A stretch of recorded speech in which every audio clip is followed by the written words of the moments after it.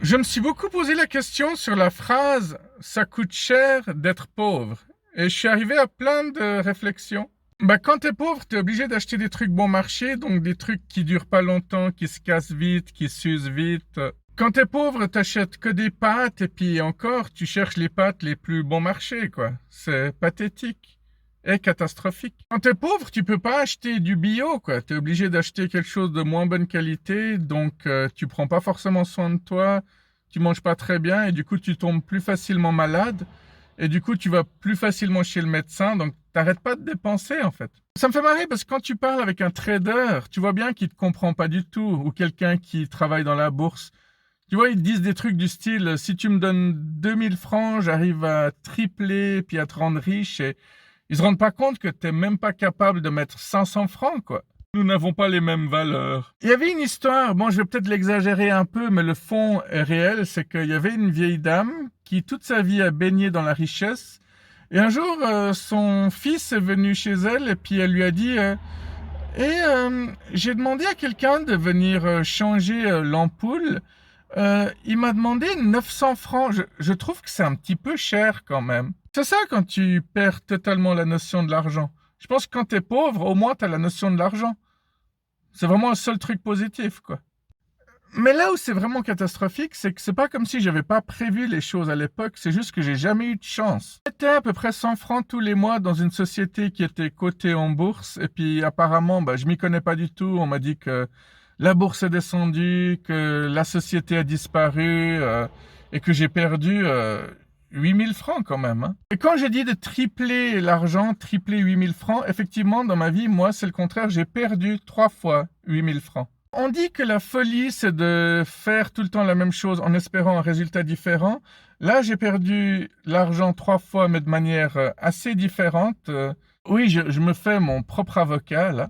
Alors voilà, la première fois, c'est une fille qui était dans ma classe, qui était venue vers moi. Je vous ai peut-être déjà raconté cette histoire. Et puis, elle était super bien pomponnée, bien habillée, bien coiffée, bien maquillée et toute souriante. Ce qui n'était pas du tout le cas quand elle était à l'école avec moi. Quand elle était à l'école avec moi, elle en avait rien à foutre de moi. Et là, tout à coup, elle m'a eu. Venue vers moi, ah Bibo, ça fait tellement plaisir de te voir. Ah, quelle connasse, quoi, vraiment.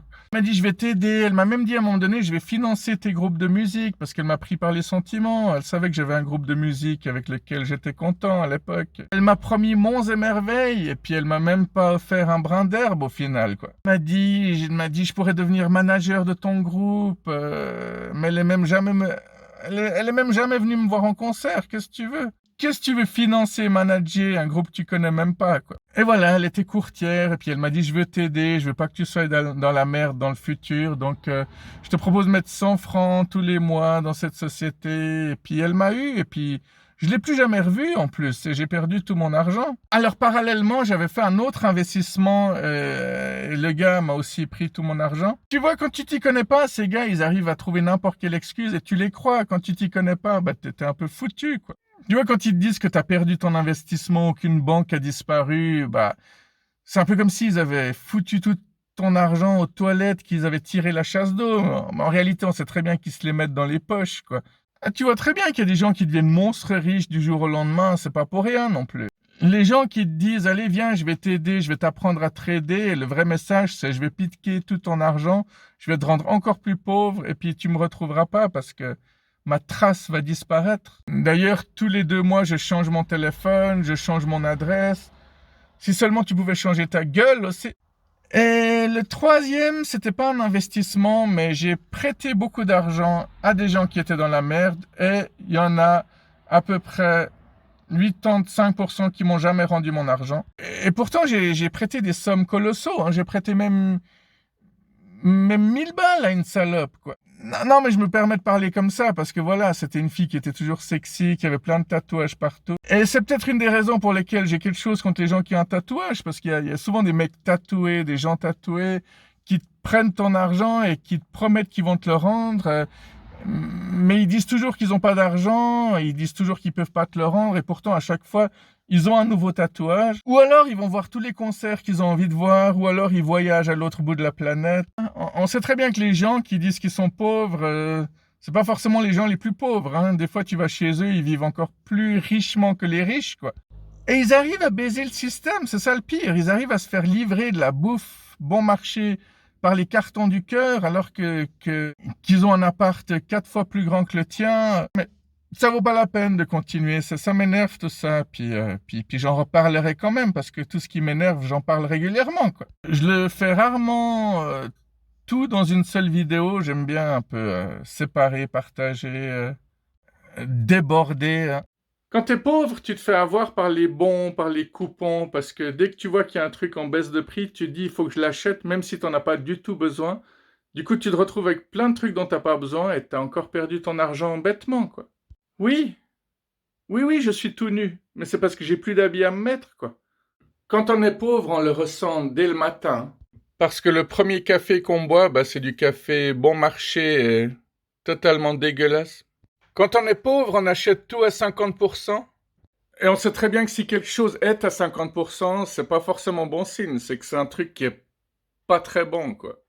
Quand on est pauvre, on a droit à de vieilles pistaches et tout ce qui est salé et vieux, en fait. Quand on est pauvre, on n'a pas droit au chocolat de luxe, hein. On a droit qu'à du chocolat périmé. Pareil pour les fruits, hein. Ils sont soit pourris, soit des légumes immangeables, quoi. J'en perds mes mots, quoi. J'arrive même plus à parler. Quand t'es pauvre, tu bois les bouteilles jusqu'à la dernière goutte, jusqu'à ce qu'il ne reste vraiment plus rien. C'est le cas avec toutes sortes de produits, hein. Quand t'es pauvre, tu presses les tubes jusqu'à ce qu'il n'y ait absolument plus rien à l'intérieur. Tu récupères plein de trucs qui pourraient éventuellement servir, mais qui ne servent jamais. T'es tout content quand tu trouves un bouton, tu te dis « Ah, si un de mes boutons s'arrache, bah j'ai ce qu'il faut ». Tu récupères même des produits de femmes, on sait jamais. Le moindre petit cintre peut devenir un trésor à tes yeux. Les riches, dès qu'ils ont des nœuds à leur collier ou à leurs bijoux, ils les jettent, alors que les pauvres vont passer des heures à les dénouer. Ah, celui-là, c'est bon. Celui-là, c'est pas encore ça, mais bon, j'ai pas les moyens de m'en racheter un. Ça devient de mieux en mieux, encore un petit effort. Ah, parfait, parfait, cette fois c'est bon, j'ai tout dénoué, Eh merde.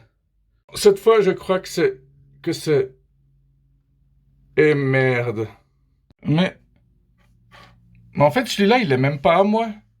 Bon, à qui est-ce que je vais l'offrir? C'est l'attention qui compte, non?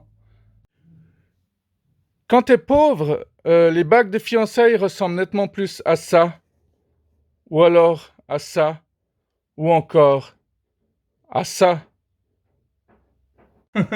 Tu pourrais presque les mettre sur le doigt du milieu, quoi.